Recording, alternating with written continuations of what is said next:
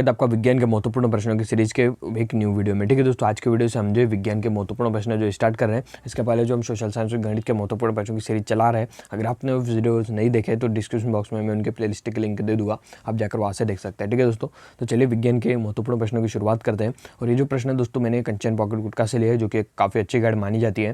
ठीक है, तो चलिए वीडियो स्टार्ट करते हैं। सबसे पहले आपको यहाँ पर सही विकल्प में से दिया गया है कि निम्नलिखित में से कौन द्विविस्थापन अभिक्रिया है। ठीक है दोस्तों, नीचे दी गई जो समीकरण है ये आपका द्विविस्थापन अभिक्रिया है। अगला दोस्तों आपका जल का विद्युत अपघटन एक विघटन अभिक्रिया है। हाइड्रोजन और ऑक्सीजन के निकलने में मोल अनुपात होगा। ठीक है, तो यहाँ पर मोल अनुपात होगा दोस्तों आपका 2:1। अगला आपका निम्न में से कौन सी प्रक्रिया रासायनिक अभिक्रिया है। ठीक है दोस्तों, तो तांबे के तार को हवा की उपस्थिति में उच्च ताप पर गर्म करना, ये क्या है दोस्तों, रासायनिक प्रक्रिया है। अगला दोस्तों आपका कोई विलयन, ठीक है, लाल लिटमस को नीला कर देता है। ठीक है, तो इसका पीएच संभवत क्या होगा। ठीक है दोस्तों, तो कोई विलेन क्या है, लाल को क्या कर रहा है, नीला कर रहा है। मतलब क्या कर रहा है, लाल को नीला कर रहा है, मतलब वो क्या कर रहा है, क्षार में बना रहा है। और आप सभी को पता है क्षार का पीएच क्या होता है, 7 से ऊपर होता है। ठीक है, तो यहाँ पर आपका क्या आ जाएगा, यहाँ पर आपका जो यहाँ पर 10 टिक हो लग जाएगा। ठीक है दोस्तों, ये आपको यहाँ पर ऑप्शन नहीं दिए हुए, ऑप्शन जब दिए रहेंगे तो वहाँ पर 7 से ऊपर में आपको केवल एक ही ऑप्शन दिया रहेगा, तो उसे आपको टिक लगाना है। अगला दोस्तों आपका अपच का उपचार करने के लिए निम्न में से किस औषधि का उपयोग होता है। ठीक है, तो अपच का उपचार करने के लिए दोस्तों औषधि का उपयोग होता है एंटासिड का। अगला दोस्तों आपका कैल्शियम फास्फेट दांत के एनिमल में उपस्थित है, इसकी प्रकृति है। ठीक है दोस्तों, कैल्शियम फास्फेट की प्रकृति कैसी होती है दोस्तों, क्षारकीय होती है।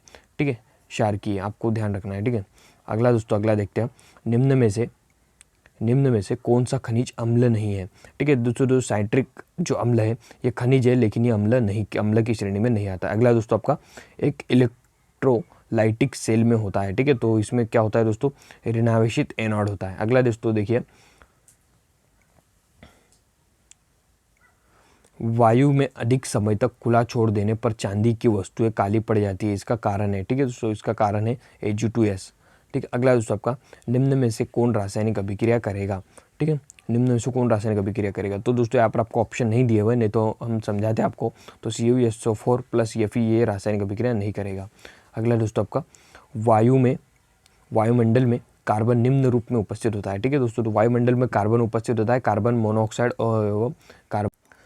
तो दोस्तों अगला है आपका कि अमोनिया के एक अणु NH2 में है। ठीक है दोस्तों, तो इसमें क्या है दोस्तों, एक एकल बंध है। ठीक है, अगला देखते हैं आपका, अगला है दोस्तों एल्काइन सजातीय श्रेणी का सदस्य है। ठीक है दोस्तों, तो एल्काइन एथाइन सजातीय श्रेणी का सदस्य है। अगला दोस्तों आपका निम्न में से कौन सा हैलोजन सर्वाधिक क्रियाशील है। ठीक है दोस्तों, तो फ्लूओरिन जो है ये सबसे आपका क्रियाशील आ जाएगा। अगला दोस्तों एका एल्यूमिनियम किस प्रकार का ऑक्साइड बनाता है। ठीक है दोस्तों, तो एका एल्यूमिनियम किस प्रकार का ऑक्साइड बनाता है, E2O3 वाला ये ऑक्साइड बनाता है। ठीक है दोस्तों, तो अगला दोस्तों आपका जब चूने के पानी युक्त परख नली में मुंह से हवा फूंकते हैं तो चूने का पानी दूधिया हो जाता है, निम्न की उपस्थिति के कारण। ठीक है दोस्तों, तो कार्बन डाइऑक्साइड के कारण जो है जब चूने की जो परख नली में हवा फूंकते हैं तो उसका पानी जो है दूधिया हो जाता है।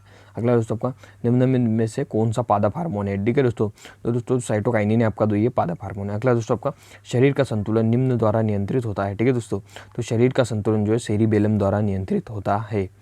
अगला दोस्तों आपका कि सूरजमुखी पुष्प का सूर्य के मुखातिब होकर गति करना निम्न में कारण है। मतलब दोस्तों अगर इसका अर्थ मैं आपको समझाऊँ तो जो सूरजमुखी का जो पेड़ जो होता है उसका जो फूल होता है वो उसी ओर गति करता है जिस ओर सूर्य रहता है। ठीक है, वो उसी ओर घूमेगा जिस ओर जो है सूर्य रहता है। ठीक है, तो वो किसका कारण दोस्तों, प्रकाश अनुवर्तन के कारण होता है। अगला दोस्तों आपका अनैच्छिक क्रियाओं का दोस्तों नियंत्रण होता है। ठीक है, तो ये किसके द्वारा होता है दोस्तों, पश्च मस्तिष्क में मेंड्यूला के कारण होता है। अगला दोस्तों आपका स्पायरोगैरा में अलैंगिक जनन निम्न के द्वारा होता है। ठीक है दोस्तों, तो स्पायरोगैरा में जो अलैंगिक जनन होता है दोस्तों होता है फिलामेंट का छोटे छोटे टुकड़ों में विखंडन होना। अगला दोस्तों आपका कि नवीन पौधे तैयार करने के लिए वर्षा प्रजनन की प्रक्रिया निम्न भागों में होती है। ठीक है दोस्तों, नवीन पौधे तैयार करने के लिए जो वर्षा प्रजनन की प्रक्रिया होती है वो जड़ तना पत्तियों में होती है। ठीक है दोस्तों, तो मनुष्य की एक जोड़ी गुणसूत्र पाए जाते हैं। ठीक है, मनुष्य की कोशिका में गुणसूत्र पाए जाते हैं। ठीक है दोस्तों, मनुष्य की कोशिका में कितने जोड़ी गुणसूत्र पाए जाते हैं, तो 23 जोड़ी गुणसूत्र जो है मनुष्य कोशिका में पाए जाते हैं। अगला दोस्तों आर्कियोपेट्रिक्स उदाहरण है। ठीक है दोस्तों, आर्कियोपेट्रिक्स संयोजी कड़ी का यहाँ पर आपका उदाहरण है। अगला दोस्तों आपका किस दर्पण से आप चाहे जितनी भी दूरी पर खड़े हो, ठीक है, आपका प्रतिबिंब सदैव सीधा बनता है।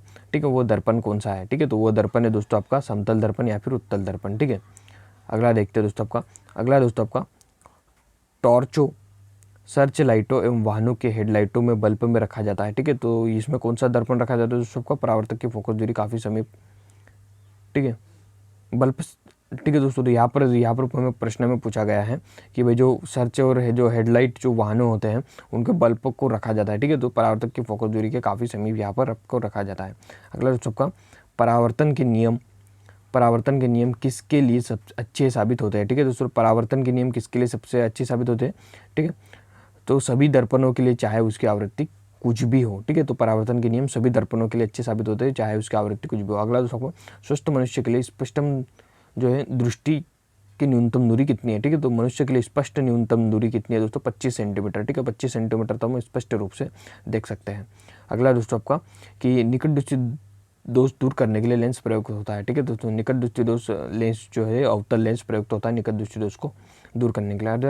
अगला दोस्तों आपका दूर दृष्टि दोष दूर करने के लिए लेंस प्रयुक्त होता है। ठीक है, दूर दृष्टि दोष लेंस जो होता है वो उत्तल लेंस होता है। ठीक है, उसको दूर करने के लिए उत्तल लेंस का प्रयोग होता है। ठीक है, तो निकट को दूर करने के लिए अवतल और दूर को दूर करने के लिए उत्तल। ठीक है, तो इस प्रकार से दोस्तों ये है।